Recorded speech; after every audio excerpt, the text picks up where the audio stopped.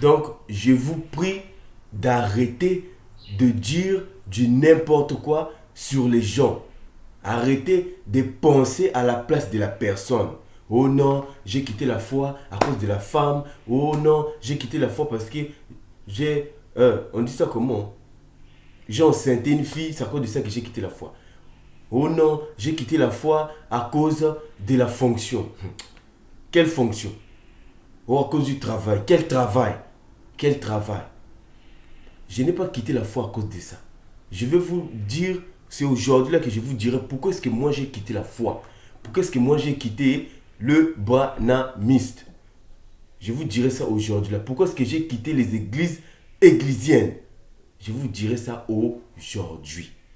Parce que les gens disent des choses sur moi, même des choses que moi-même je ne dis pas. Des fois, je ne sais même pas. Hein. Je vous regarde de loin. Je vous regarde de loin. Quand vous faites les préjugés sur les gens, sans se rapprocher sur la personne, je vous regarde de loin. Je vous regarde de loin. Je veux régler quelque chose. Je n'ai pas quitté la foi à cause de la femme.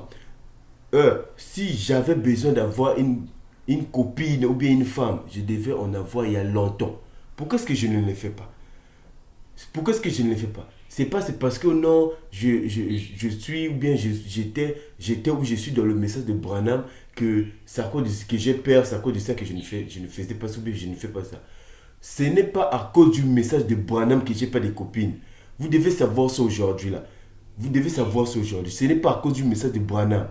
Si je prends, pour ceux qui ont grandi avec moi, vous mes amis là, vous mes soeurs, je suis en train de parler, j'ai des petits frères, j'ai des grands frères, j'ai mes grandes soeurs, j'ai mes petites soeurs, j'ai mes amis qui ont grandi avec moi, j'ai mes amis qui vivent avec moi ensemble ici dans le quartier, j'ai des gens qui me connaissent. Depuis que je suis, que vous me connaissez là, avant le message de Branham et après le message de Branham, il y a quel changement sur le plan de la femme, sur le plan de la boisson, sur le plan de fumer, sur le plan de la pagaille, sur le plan de la tricherie? Il y a quel changement? Il y a quel changement? Il n'y a pas de changement. Ma vie avant le message et ma vie dans le message, c'est la même chose. J'ai dit c'est la même chose. C'est la même chose. Ce n'est pas le message de Branham qui m'a changé. Parce que nous, on pensait que non, pas moi. Les gens pensent que non, pour trouver les gens qui sont chastes, il faut se mettre dans le message de Branham. Pour trouver les gens qui sont encore un champ non exploitable, il faut se mettre dans le message de Branham. Vous avez menti. Vous vous trompez. Vous vous trompez. Vous pensez que pour trouver des femmes vierges ou des filles vierges, c'est seulement dans le message de Branham. Vous vous trompez. J'ai dit vous vous trompez. Moi-même, je suis témoignage vivant de ça. Vous vous trompez. Les gens qui ont grandi avec moi savent que moi, mon combat, c'est seulement ce que je venais de vous dire là. Mon combat, c'est seulement la femme. C'est pas le message de Branham qui m'interdit de prendre la femme. Non. Pour moi, c'est naturel. Avant le message, je vais vous dire ça aujourd'hui. Là. Si vous pensez que c'est le message de Branham qui m'a changé, ça ne m'a pas changé.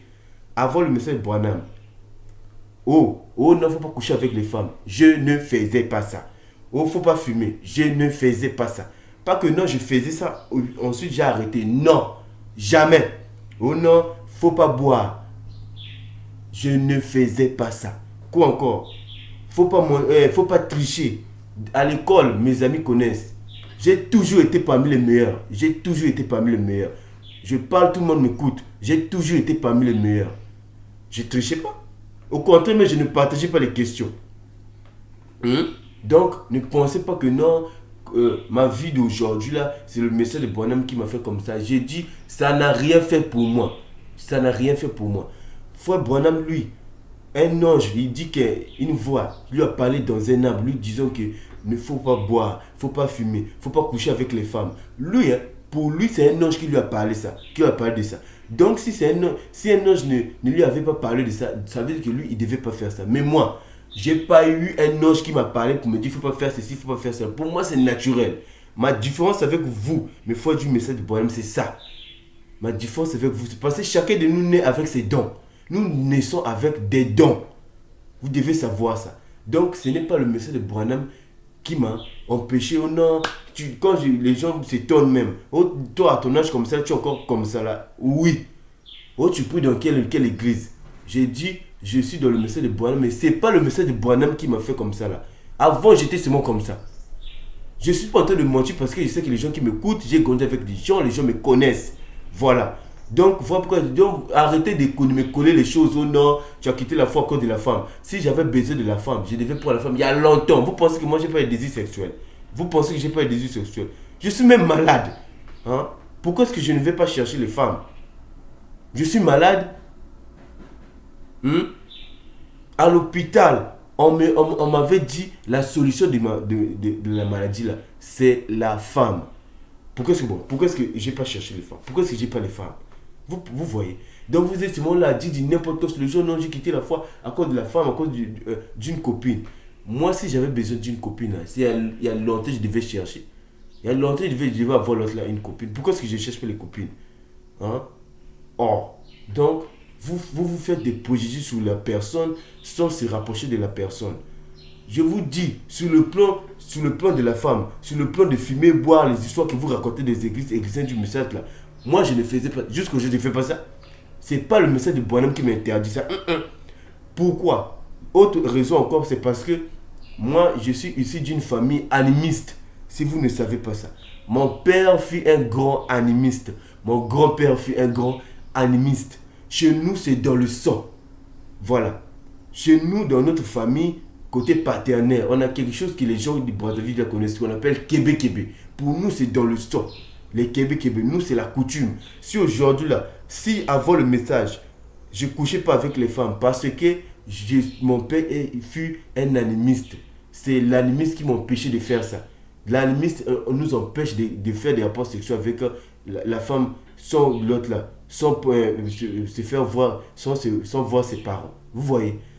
Vous savez à quel âge on m'a circoncis? Vous voulez que je puisse vous dire tout ici là? Vous savez à quel âge? C'est l'animiste qui m'a fait comme ça. Vous savez à quel âge on m'a circoncis? Vous ne savez pas ça? Je ne peux pas vous dire, vous ne savez pas. C'est l'animisme parce que mon père fut un grand animiste. Et puis, la vraie religion, c'est l'animisme. C'est pas le christianisme, c'est pas le judaïsme, c'est pas l'islam. La vraie religion, c'est l'animisme. Même dans la Bible, la première religion que Dieu a aimée dans la Bible, c'est l'animisme.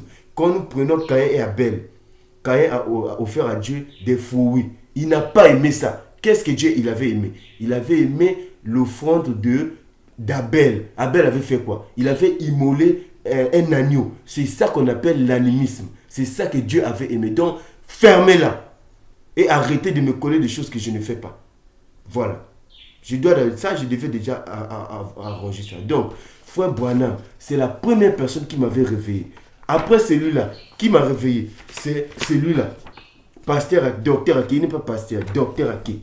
C'est cet homme, tout ce que je connais aujourd'hui là, c'est grâce à cet homme-là. À travers cet homme-là qu'on appelle le pasteur, le docteur Aki, à travers ce pasteur, j'ai connu celui-là, Omo Tunde, à travers celui-là. J'ai connu Omo Tunde. Ça, ce sont les gens qui m'ont réveillé. Ce sont les gens qui m'ont réveillé. Omo Tunde Canada. À travers Omo Tunde, j'ai connu Dombi Fokoli. À travers, j'ai connu Dombi Fokoli. Voilà. Ça, c'est les gens qui m'ont réveillé. Après, j'ai connu Cheikh Anta Diop, le grand pharaon du XXe siècle. C'est celui-là qui a réveillé. C'est celui-là qui a réveillé celui-là. C'est celui-là, Cheikh Anta Diop. Cheikh Anta Diop, c'est lui qui avait réveillé celui-là. C'est à travers Cheikh Anta Diop que celui-là aussi s'est réveillé. C'est à travers Cheikh Anta Diop. C'est à travers Cheikh Anta Diop que Pasteur Aki aussi s'est réveillé. Voilà. Donc, c'est à cause de ça que je me suis réveillé.